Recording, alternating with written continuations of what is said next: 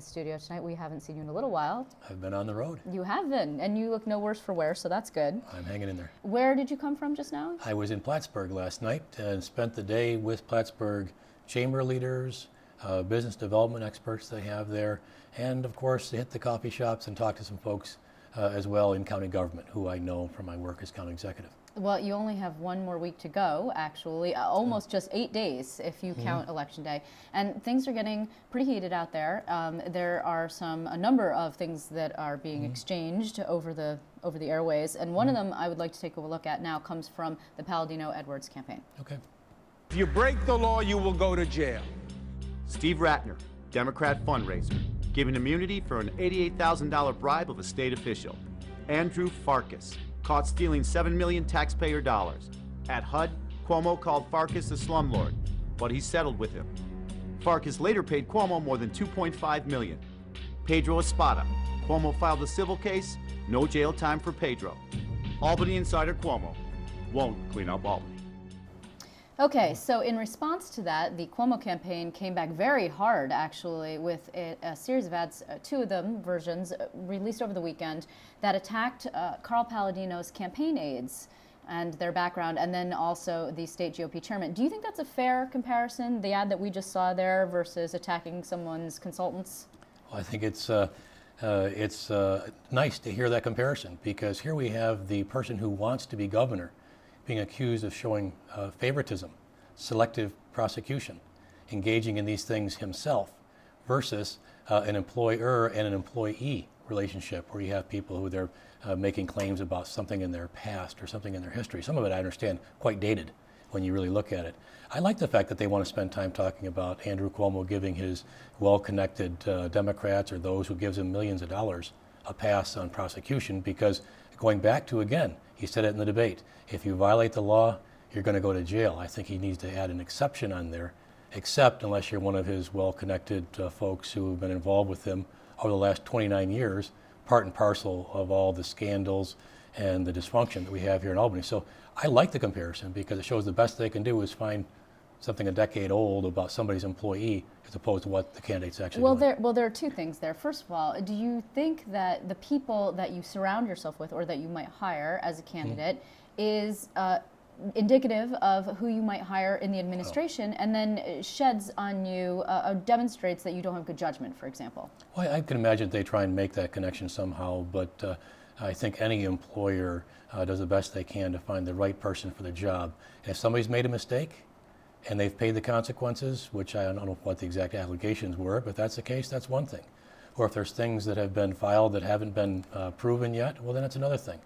And so I think there's a direct difference, a dramatic difference between those sorts of allegations and the fact that this is what Andrew himself has done as part of his 29-year career and the serious problems he had at HUD. When you talk about things that are old, another allegation that's coming up today, and actually this has become quite a bit of a back and forth. I've counted about 8 press releases that I've received from either side now, regarding Carl Palladino's military service and whether or not he actually trained men when he was active, or maybe he was in the reserves.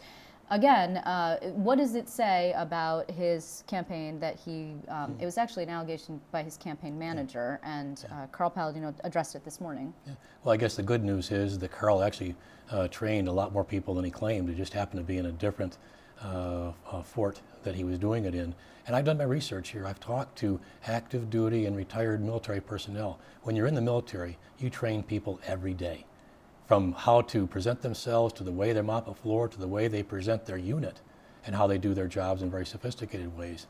So I'm pleased to hear that they're focusing in on Carl's military service, because very few people step up to serve. A very small percentage anymore in the United States of America serve in the military, and he did with distinction. And so I'm glad that Andrew Cuomo, who has not, is trying to make an issue of the fact that Carl Palladino states that he trained people, which anyone in the military does. And if they want to parse over the numbers and how many or where it happened, I'm pleased to do that, because that just reinforces Carl's background. He served honorably in the military, and every military person, particularly rising to the rank he did, has training obligations. You know, You actually, the two of you haven't spent all that much time campaigning together.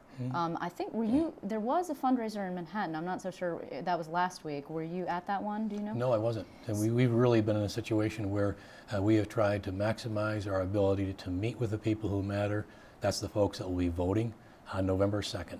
And so we have been very intentional about finding ways to really cover as much ground as we can. We have a dynamite message. People are responding to it. The numbers prove it. We've shrunk our opponent's lead in half, and it's now right where you want to be. According to the Rasmussen poll, it depends on whose numbers. Well, that's true, but it also goes back to that primary where the numbers I had going in the primary showed Rick Lazio up by 10, and he didn't. He lost 67-33. That's precisely the feel I have out there right now with the people who are going to vote, those that are motivated to get out there into the polling places and vote. I'm excited about what I've seen so far. So actually, there were internal numbers that showed Rick Lazio up? Well, that was published. I mean, there were Quinnipiac polls and others that showed we were up 12, we were up 10, going right into days before the election. Right. Now we're a week out, and we're showing in published polls that we are closing fast. And the folks I've been talking to reflect that they're paying attention. That's all I could ever ask for, is for the people in New York State to pay attention, to actually spend a moment of their own time investing in what is this person's background, real background that matters.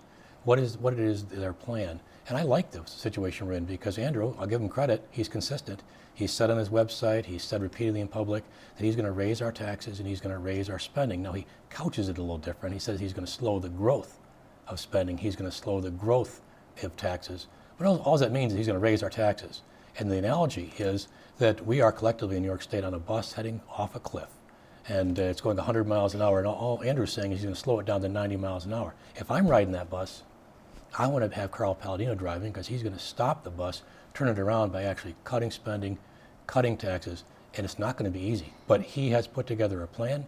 He's delivered the plan. It's doable. It's aggressive, but that's what we need right now. You know, the Times actually had this profile of you that was pretty, it was actually pretty flattering, I thought. Well, they called you Carl Palladino's mop-up man. Well, You have found yourself in a position to explain him and his more controversial statements on numerous occasions. How has that been for you?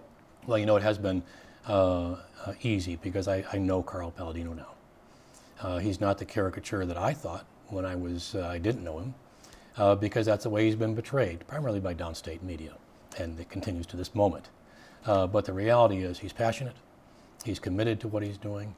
Carl Palladino committed his own time, energy, and money to do something all of the elected officials said could not be done in Western New York. That's eliminate the toll barrier going into Buffalo. All the elected said can't be done, can't be done. He's a lawyer by background, but a builder by trade. He reviewed the original documents, determined that they could not be extended, invested his own $150,000 to bring the lawsuit, won the lawsuit, forced removal of those tolls, saving the people hundreds of thousands of dollars. So that's the kind of passion he has, the commitment he has for change. There's never been a time in New York's history when we've needed change anymore, or we're at risk anymore for having the same thing we've had for the last 29 years. Will like he Andrew Cuomo. spend the full $10 million that he originally said that he would? Do you know? I don't know. And what I've liked is that our opponents spend upwards of $12 million, and we're gaining ground on them. So as far as I'm concerned, keep spending that money. Keep rolling out those negative ads because they're not working. Because the people are paying attention. They want real leadership. They don't want leadership that's done on, no offense, on television and commercials. They want folks No offense that, taken. They want folks that are going to stand up and make the tough decisions, look people in the eye, tell them what needs to happen, and get it done. That's Carl Palladino, and it's not our opponent. You will be together on election night, the two of you? We will. I'm looking forward. I'm going to be in Buffalo. I'll be there with my family and friends and folks from all across Chautauqua County that were pleased to hear that I was going to be close enough that we could join together. If you do not go to Albany, if you don't win this election, and you go back to being the county executive of Chautauqua County, will it be difficult for you? You spent the entire, I don't know, this has been, it's got to have been different for you. I mean, you used to be a county executive, then you were a statewide guy, and nobody really knew who you were. You started with one guy, then you ended up with another guy. It's been quite a ride. It has been very interesting. I've enjoyed the opportunity to meet people all across the state and better understand the many challenges that face people across New York State. But I'm going back tomorrow night to hear the review with the legislature, their presentation on my budget for 2011. The people of Chautauqua County in 2011 will be paying $6.6 million less in total taxes than they did the first year I took over.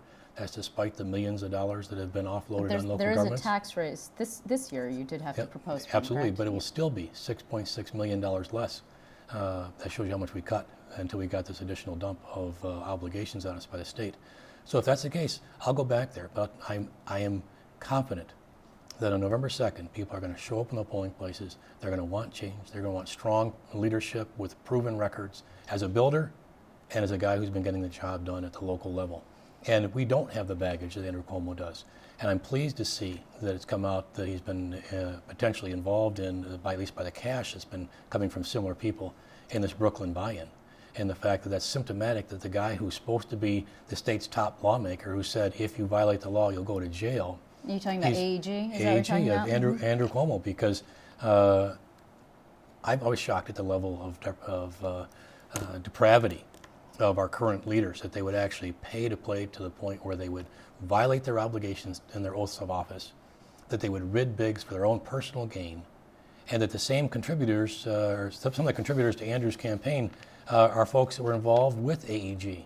And I'm calling on him to give the money back if he really wants to be the state's top cop. Now, how much money are we talking about? No, he's got Leonard DiMarco at $5,000. We've got $15,000 from DNF Development Corporation employees.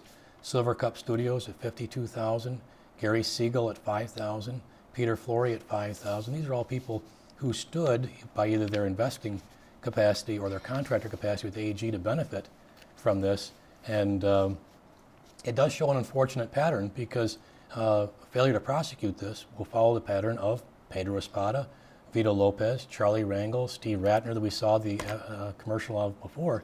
Looks a lot like selective prosecution to me. Not the kind of guy who said he's going to come in here and clean this up, and if you violate the law, you go to jail. But that's the negative stuff. The reality is Carl Palladino has a background as a builder.